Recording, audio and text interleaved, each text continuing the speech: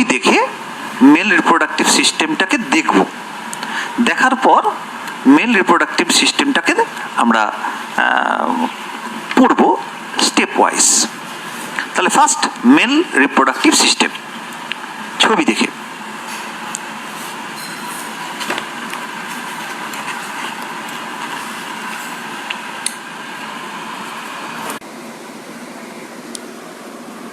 This is male reproductive system.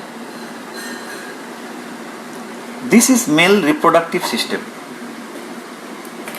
সেখানে আমরা কি দেখছি? এই হলো টেস্টিস, শুক্রাশয়, টেস্টিস। এটা স্ক্রোটাম চামড়াবৃত একটি থলি, তার ভেতরে আছে। আমি আগে ছবি দেখে বুঝিয়ে দিচ্ছি ডিফারেন্ট পার্টস, তারপর ডিটেলিং করব। এটা এপিডিডাইমিস, আর এইখান থেকে উঠে গেল, এটাকে বলে ভাস ডিফারেন্স। এই ভাস ডিফারেন্সটা যাচ্ছে অ্যাবডোমেনের ভেতরে ঢুকে গেল। এটা ইউরিনারি ব্লাডার,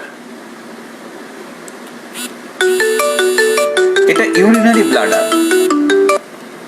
এবার এইখান দিয়ে আসছে দেখো প্রস্টেট গ্ল্যান্ড,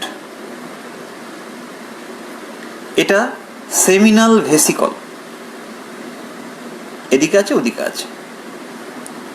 এটা বালবো ইউরেথ্রাল গ্ল্যান্ড বা কাউপার্স গ্ল্যান্ড, এটা ইজাকিউলেটরি ডাক্ট, ইউরেথ্রা, ইউরেথ্রা মূত্রজনন নালী। দিস ইজ পেনিস, আর এটাকে বলে গ্লান্স পেনিস। এটা ফোর স্কিন, চামড়াটা, আর এই ছিদ্রটাতে উন্মুক্ত হয়। This is male reproductive system. দেখে নাও, this is male reproductive system. It is side view. এবার আমরা এই ছবি ফ্রন্ট ভিউতে দেখব, ফ্রন্ট ভিউতে দেখব। দেখো ফ্রন্ট ভিউ, তাতে কি দেখাচ্ছে? There are two testes remain within the scrotum. This is scrotum. এটাকে বলে gubernaculum, a ligament by of which testes remain within the scrotal sac. এটা এপিডিডাইমিস, এপাশে এপাশে। এটা উঠে গেল, এটাকে আমরা বলি ভাস ডিফারেন্স।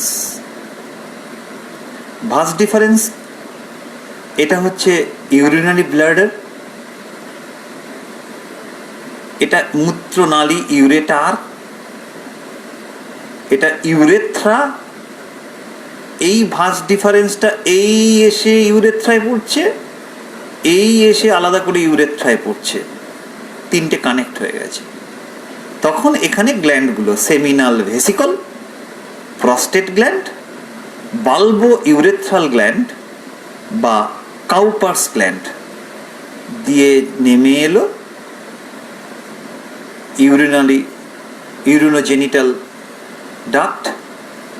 এটা পেনিস, এখানে এরেকটাইল টিস্যু আছে, আর ইউরিনোজেনিটাল অ্যাপারচার দিয়ে নির্গত হচ্ছে।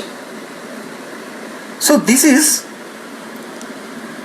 the structure of human male reproductive system. Human male reproductive system. আমরা এবারে মেল রিপ্রোডাক্টিভ সিস্টেমটাকে ডেসক্রিপশন করব। আমরা এবারে মেল রিপ্রোডাক্টিভ সিস্টেমটাকে দেখে নিলাম, দেখে এবার আমরা ডেসক্রাইব করব। ডেসক্রাইব করব কি করে? আমরা ফার্স্ট যে জিনিসটা পড়তে চাই, যে হলো কি মেল রিপ্রোডাক্টিভ সিস্টেমের যে অংশগুলো, প্রতিটি অংশকে আমরা ছবির মাধ্যমে দেখলাম। ফার্স্ট আমাকে মাথার মধ্যে আনতে হবে স্ক্রোটাম।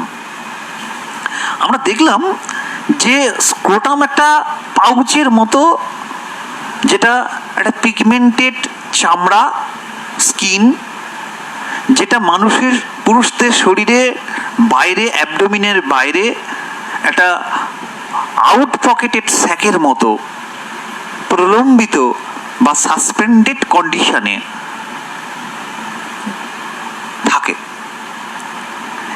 এই চামড়ার মতো যে অংশটি, এই মাসকুলার একটা মাঝখানে একটা সেপ্টাম আছে, যে সেপ্টামটা স্ক্রোটামটাকে দুটো ভাগে ভাগ করেছে, সেই সেপ্টামটাকে আমরা বলি সেপ্টাম স্ক্রোটি, SCROTI। তার বাম দিকে লেফট টেস্টিস আর ডান দিকে রাইট টেস্টিসটা অবস্থান করে। তার মানে পুরুষদের ক্ষেত্রে শুক্রাশয় দুটি অ্যাবডোমেনের বাইরে থাকে, উইদিন দি স্ক্রোটাল স্যাক। তাই এই টেস্টিসকে বলা হচ্ছে স্ক্রোটাল টেস্টিস, এক্সট্রা অ্যাবডোমিনাল টেস্টিস। তবে একটা কথা হলো, কিভাবে থাকে না, উদর গহ্বর থেকে নেমে আসে একটি অ্যাবডোমিনাল বা পেলভিক ক্যাভিটি থেকে নেমে আসে একটি নালীর মাধ্যমে, তাকে বলা হয় ক্যানাল, ইঙ্গুইনাল ক্যানাল। এই ইঙ্গুইনাল ক্যানাল অ্যাবডোমিনাল ক্যাভিটি থেকে যে টেস্টিসটাকে নিচে নামিয়ে রেখেছে, ডিসেন্ডিং ফ্রম দ্য অ্যাবডোমিন, এই টেস্টিসগুলোর ভেতরে অ্যাবডোমিনাল ক্যাভিটি থেকে যে নেমে আসা নালী ইঙ্গুইনাল ক্যানালের মধ্যে তার ব্লাড ভেসেল আছে, নার্ভ আছে এবং কন্ডাক্টিং টিউব আছে, যেটা ভাস ডিফারেন্স আমরা পড়লাম। এখানে একটা কথা বলে রাখা দরকার, স্ক্রোটাল স্যাকের মধ্যে যে টেম্পারেচার, স্ক্রোটাল স্যাকের মধ্যে যে temperature, that lowered by 2 degree than the abdominal temperature of about 37 degree centigrade. উদর গহ্বরে যেখানে 37 ডিগ্রি সেন্টিগ্রেড তাপমাত্রা, সেখানে স্ক্রোটামের স্যাকের মধ্যে 2 ডিগ্রি সেন্টিগ্রেড কম। মানে এই যে 2 ডিগ্রি সেন্টিগ্রেড টেম্পারেচার কম থাকাটা অত্যন্ত জরুরি। বডি টেম্পারেচার হাই হলে এই শুক্রাশয়ে যদি কারো উদর গহ্বরেই থেকে যায়, তাকে বলে হিডেন টেস্টিস, সেই অবস্থাটাকে বলে ক্রিপ্টোক্রিটিজম। In this particular condition, due to high temperature within the abdominal cavity, the two testes cannot produce through the process of spermatogenesis, they cannot produce sperms. উৎপাদন করতে পারে না, incapable, they will be sterile, বন্ধ হয়ে যায়। এই যে আমরা জানি শীতকালে এই স্ক্রোটাল স্যাকটা কুঁচকে যায়, ঠিক হয়ে যায়, পুরু হয়ে যায় এবং মানে উপর দিকে উঠে যায়। তার ফলে বডির কাছাকাছি থাকার একটা চেষ্টা করে, by getting heat from the abdominal cavity, to be warmth, গরম থাকার জন্য। বাট ডিউরিং মানে গরমের সময় ওয়ার্মথ কন্ডিশনে থাকে, তখন স্ক্রোটাল স্যাক্টের চামড়াটা একটু টান টান হয়, তারা প্রসারিত হয়, তারা নিচের দিকে শুক্রাশয় দুটো নেমে যেতে থাকে, বডি ক্যাভিটি থেকে একটু দূরে থাকার চেষ্টা করে, কারণ বডি ক্যাভিটির দিকে টেম্পারেচারটা একটু বেশি থাকবে। এই হলো স্ক্রোটাম। এবার আসছি টেস্টিস। অর্থাৎ পুরুষদের ক্ষেত্রে দুটো শুক্রাশয় আছে, বাম এবং ডান শুক্রাশয়। আমরা জানি এই যে শুক্রাশয় দুটো, যারা উদর গহ্বরের ভেতরে জন্মের আগে থাকে, পরবর্তীকালে নিচে নেমে আসে, শুক্রাশয় দুটো নেমে আসে, descend down to the from the abdominal cavity to the scrotal sac. এই যে শুক্রাশয় দুটো, তাদের স্ট্রাকচারটা কেমন, আমরা এবারে সেই শুক্রাশয়ের স্ট্রাকচারটা পড়ার চেষ্টা করি। তাহলে আগে ছবি দেখে পড়াবো, তারপরে আমরা ডিটেলিং করব।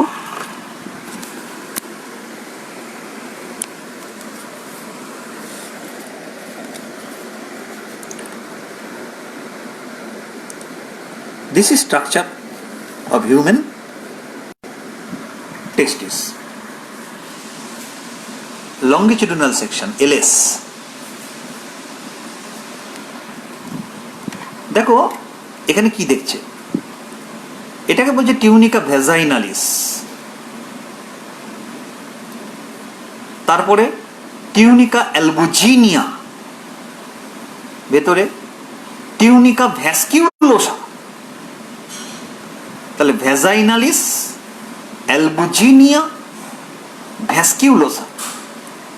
এবার দেখো ভেতরের দিকে ঢুকে কতগুলো সেপ্টা তৈরি করেছে, সেপ্টা, ফলে কতগুলো চেম্বার তৈরি হয়েছে, টেস্টিকিউলার চেম্বারস, লোবিউলস, টেস্টিকিউলার লোবিউলস, যার ভেতরে কুণ্ডলি পাকানো সেমিনিফেরাস টিবিউলস রয়েছে, 1 থেকে 3 ইচ চেম্বারে আমরা দেখতে পাচ্ছি। ইচ সেমিনিফেরাস টিবিউল আমরা দেখতে পাচ্ছি। Each of the lobule to contain 1 to 3 seminiferous tubules. ঠিক আছে, এখানে আমরা লক্ষ্য করছি, দেখে নাও, tunica vaginalis, albuginea, vasculosa form septa and make pyramidal chambers. Testicular lobules বলা হচ্ছে, যার ভেতরে সেমিনিফেরাস টিবিউলস গুলো রয়েছে। এই লোবিউলসের সংখ্যা 200 থেকে 300টা মতো হতে পারে। 1 থেকে 3-4টির মতো সেমিনিফেরাস টিবিউলস প্রত্যেকটার ভেতরে থাকবে। এবং লক্ষ্য করো, এই সেমিনিফেরাস টিবিউলগুলো পরস্পর স্ট্রেট টিবিউল, একটা একটা করে নালীতে পরিণত হলো। এখানে 3টে থাকলে একটা, 3টে থাকলে একটা, 2টো থাকলে একটা, স্ট্রেট টিবিউলস। তারা এসে একটি জালের মতো অংশ তৈরি করলো, রেটি টেস্টিস। রেটি টেস্টিস থেকে কতগুলো সরু সরু নালী উঠে গেল, ভাষা এফারেন্সিয়া, গিয়ে অত্যন্ত কুণ্ডলি পাকানো একটি অংশের নালীতে উন্মুক্ত হলো, epididymis. Epididymis head, body and tail. Tail থেকে এটা কডা রিজিয়ন বলা হচ্ছে, এটাকে ক্যাপুট রিজিয়ন এপিডিডাইমিস বলা হচ্ছে, আর এটাকে কর্পাস এপিডিডাইমিস বলা হচ্ছে, এটাকে কডা এপিডিডাইমিস বলা হচ্ছে। কডা এপিডিডাইমিস সোজা উপরে উঠে গেল, ভাস ডিফারেন্স হয়ে উপরে চলে গেল। কোথায় চলে গেল? এই যে সেই ভাস ডিফারেন্স, এই সেই ভাস ডিফারেন্স উপরে চলে গেল, দিয়ে কোথায় গেল? ইউরেথ্রায় গিয়ে উন্মুক্ত হলো। যেখানে ইউরিনারি ব্লাডার থেকে ইউরিন আসছে, ভাস ডিফারেন্সটাও চলে গেল।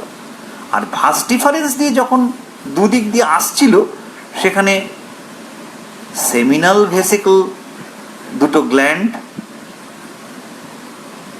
এই নালী পথে যুক্ত হলো, প্রস্টেট গ্ল্যান্ড থেকে যুক্ত হলো, বাল্বো ইউরেথ্রাল গ্ল্যান্ড থেকেও যুক্ত হলো, দিয়ে পেনিসের মধ্য দিয়ে যে নালী, কমন ইউরিনোজেনিটাল ডাক্ট, কমন ইউরিনোজেনিটাল অ্যাপারচার দিয়ে উন্মুক্ত হলো।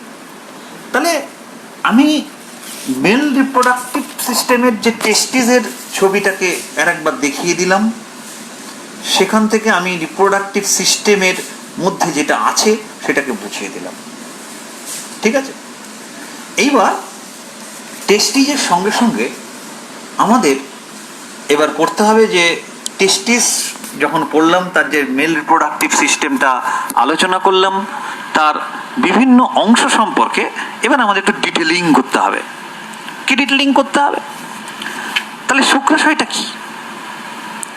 শুক্রাশয় তার প্রধান দুটো কাজ হলো শুক্রাণু উৎপাদন করা স্পার্মাটোজেনেসিস প্রক্রিয়ায়, এবং এর আরেকটি কাজ হলো টেস্টোস্টেরন নামক হরমোন ক্ষরণ করা। আমরা একটু পরে শুক্রাশয়ের আণুবীক্ষণিক গঠনটা পড়তে থাকবো, একটু পরে পড়বো। তারপরেরটা কি, তারপরের অংশটা আমি এক্ষুনি ছবিতে দেখিয়েছিলাম যে রেটিটেস্টিস, ভাষা ইফারেন্সিয়া।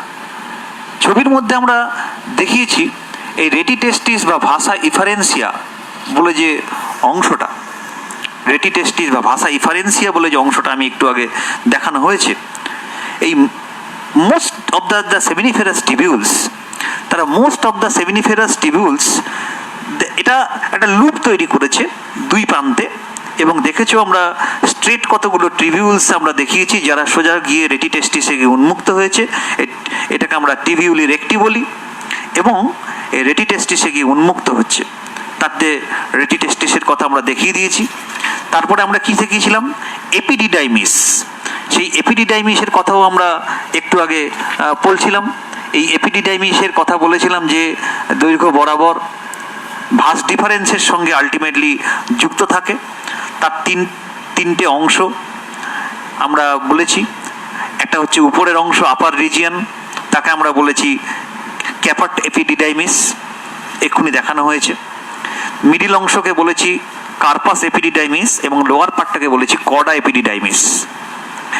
এপিডিডাইমিস অ্যাকচুয়ালি স্পার্মকে স্টোর করে রাখে, এবং এর থেকে এমন এক ধরনের ফ্লুইড সিক্রিশন হয় যেটা স্পার্মগুলোকে নারিশমেন্টে সাহায্য করে, পুষ্টি দিতে সাহায্য করে।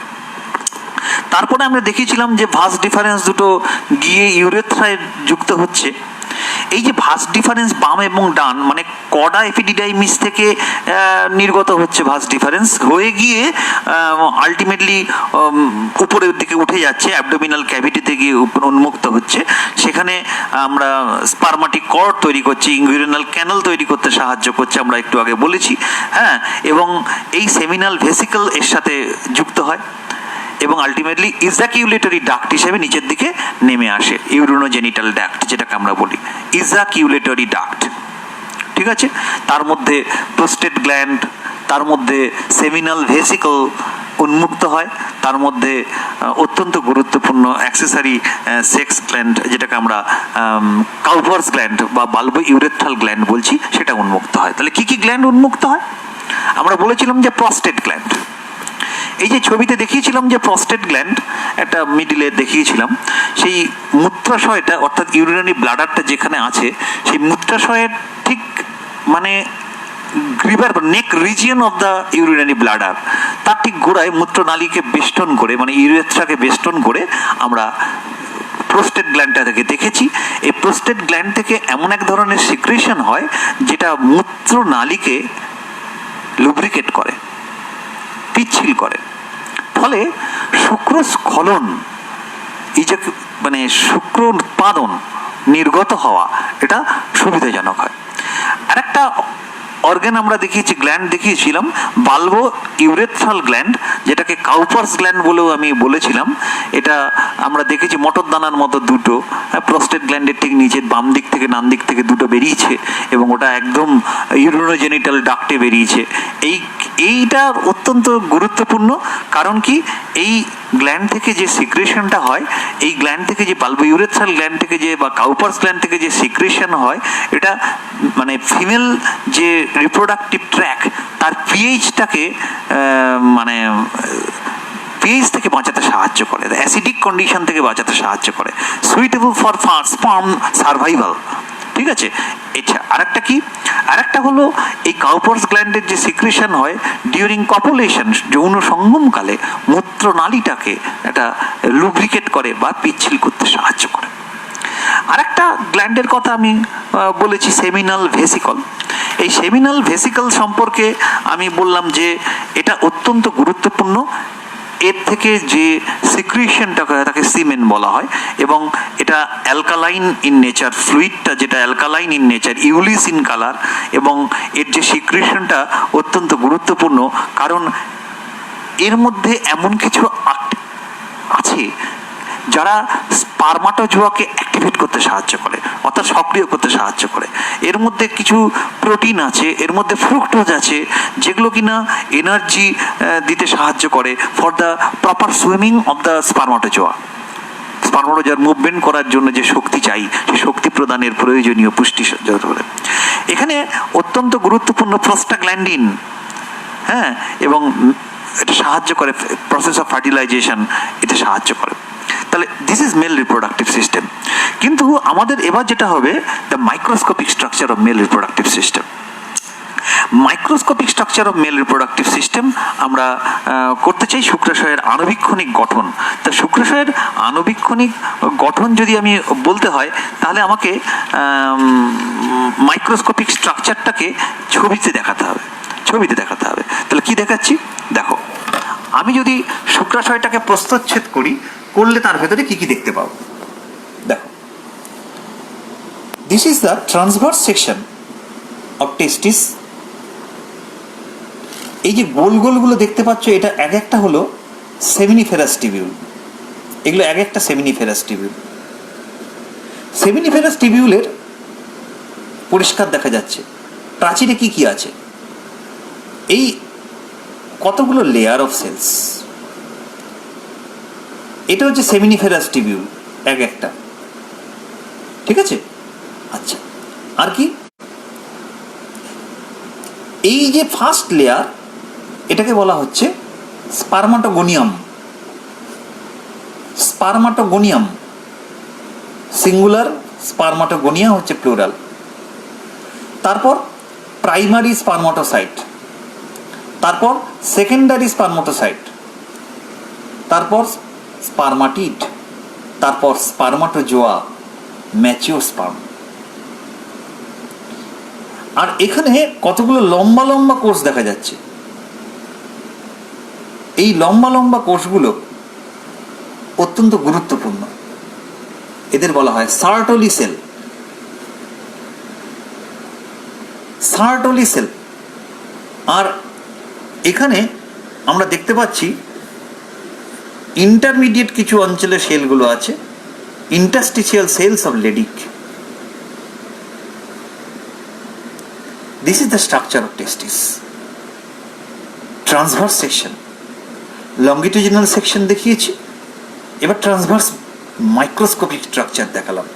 দেখে নাও, seminiferous tubule, spermatogonium, primary spermatocyte, secondary spermatocyte, spermatid, spermatozoa, mature sperm, Sertoli cell, interstitial cells of Leydig. Okay, এবার পড়াচ্ছি। তাহলে আমরা কি দেখলাম, যে microscopic structure of a testis, তাতে আমরা বিভিন্ন অংশ সম্পর্কে ধারণা পেলাম। সবার বাইরে থাকছে টিউনিকা অ্যালবুজিন। আমি এক্ষুনি বলেছিলাম যে আমাদের পড়ানোর সময়, শুক্রাশয়ের পড়ানোর সময় বলছিলাম যে সবার বাইরে যে টিউনিকা অ্যালবুজিনিয়াটা থাকে, সেটা অত্যন্ত গুরুত্বপূর্ণ এবং সেটা হোয়াইট ফাইব্রাস টিস্যু দিয়ে তৈরি, শ্বেততন্তু দিয়ে তৈরি, এবং সেখানে কতগুলো ছোট ছোট চেম্বারে ভাগ করেছে। তার ভেতরে সেমিনিফেরাস টিবিউলগুলো আছে, এবং সেমিনিফেরাস টিবিউলের মধ্যে আমি একটা বেসমেন্ট মেমব্রেন দেখলাম, ভিত্তি পর্দা। তারপরে প্রাইমারি স্পার্মাটোসাইটের আগে আমরা পড়েছিলাম যে স্পার্মাটোজোয়া, তারপরে প্রাইমারি স্পার্মাটোসাইট, তারপর সেকেন্ডারি স্পার্মাটোসাইট, তারপর স্পার্মাটিড, তারপর স্পার্মাটোজোয়া। এবং আমরা সেটা জানি যে মিওসিস কোষ বিভাজন প্রক্রিয়ায় স্পার্ম প্রোডাকশন হয়। আর কি শিখিয়েছিলাম, লেডিকের আন্তর্কোষ, ইন্টারস্টিশিয়াল সেলস অফ লেডিক।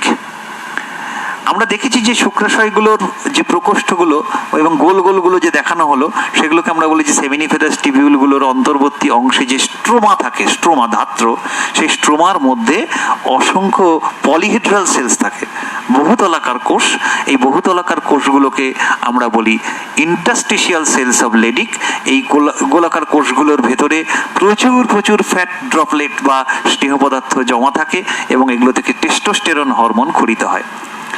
আরেকটা ছবির মধ্যে দেখছিলাম যে একদম বেসমেন্ট মেমব্রেন থেকে কেন্দ্র পর্যন্ত লম্বা লম্বা কোষগুলো, এই কোষগুলোকে আমরা বলি সার্টলি সেল, এবং এই সার্টলি সেলগুলোকে বলা হচ্ছে সাসটেন্টাকিউলার সেলস বলে। কেন?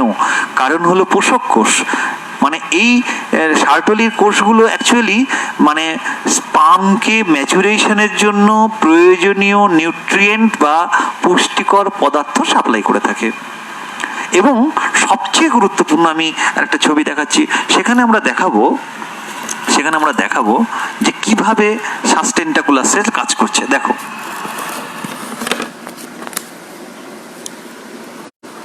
দেখো এইখানে যে ছবিটা আছে, এখানে এটা হচ্ছে অরিজিনাল ছবি। আমি যেটা একটু আগে মাইক্রোস্কোপিক স্ট্রাকচারটা দেখিয়েছিলাম, এটা অরিজিনাল টেস্টিসের প্রস্থচ্ছেদ করে তার ছবি, এবং তার থেকে দেখাচ্ছে এই যে লেডিগের আন্তর্কোষ। এবার এটাকে বলা হচ্ছে সার্টলি সেল। সার্টলি সেলের এই যে সার্টলি সেল, সাসটেন্টাকিউলার সেল, এর ভেতরে প্রচুর নিউট্রিয়েন্ট থাকে, গ্লাইকোজেন থাকে, ফ্যাট থাকে, প্রোটিন থাকে। এটা কি করে দেখো, স্পার্মাটোগোনিয়াম একটু আগে বলেছি, প্রাইমারি স্পার্মাটোসাইট সেটাও বলেছি, এটা 46টা টু এন টু এন। তারপরে ফার্স্ট মিওটিক ডিভিশনে সেকেন্ডারি স্পার্মাটোসাইট, তারপরে সেকেন্ড মিওটিক ডিভিশনে স্পার্মাটিড, তারপরে স্পার্মাটোজোয়া স্পার্ম সেলে পরিণত হয়ে স্পার্মটা বেরিয়ে চলে গেল। তাহলে এই যে সার্টলি সেলের গায়ে এই ডেভেলপমেন্টগুলো হচ্ছে, এবং সার্টলি সেলের সঙ্গে এরা দৃঢ়ভাবে আটকে আছে বলে কেন? To get proper nutrient from the Sertoli cell during the development. এইটা থেকে এইটা, এইটা থেকে এইটা, এইটা থেকে এইটা যে তৈরি হচ্ছে, দিয়ে এইটা হয়ে বেরিয়ে চলে যাচ্ছে। এই যে সার্টলি কোষের সঙ্গে লেগে থাকা, এটা অত্যন্ত জরুরি, কারণ সার্টলি সেলই কিন্তু তাকে নিউট্রিয়েন্ট সাপ্লিমেন্ট দেবে। আর দেখো, এই যে ম্যাচিওর স্পার্ম হয়ে যাওয়ার পর ম্যাচিওর স্পার্মটা সার্টলি কোষ থেকে ডিটাচড হয়ে যায়, তারা নিক্ষিপ্ত হয় কোথায়? সেমিনিফেরাস টিবিউলের ভেতরে গহ্বরে নিক্ষিপ্ত হয়। এই পদ্ধতিকে বলা হয় spermiation. After being matured, the spermatid after being matured, the spermatozoa, the mature sperm detached from the Sertoli cell is known as spermiation. Spermiation প্রক্রিয়ায় নির্গত হয়ে যায় সার্টলি সেল থেকে। ঠিক আছে, তাহলে আমরা শুক্রাশয়ের গঠন সম্পর্কে ধারণা পেলাম, আণবিক কণিক গঠন সম্পর্কে ধারণা পেলাম। ঠিক আছে, আমরা এবারে আর একটু কিছু দারুণ জিনিস আমরা একটুখানি শিখতে চাই। আমরা কি শিখতে চাই? যে দেখব যে স্পার্মাটোজেনেসিস বলে একটি যে গল্প আমাদের এক্ষুনি বলছিলাম, যে শুক্রাশয়ের নাকি কাজ স্পার্মাটোজেনেসিস প্রক্রিয়ায় শুক্রাণু উৎপাদন করা। তাহলে এই যে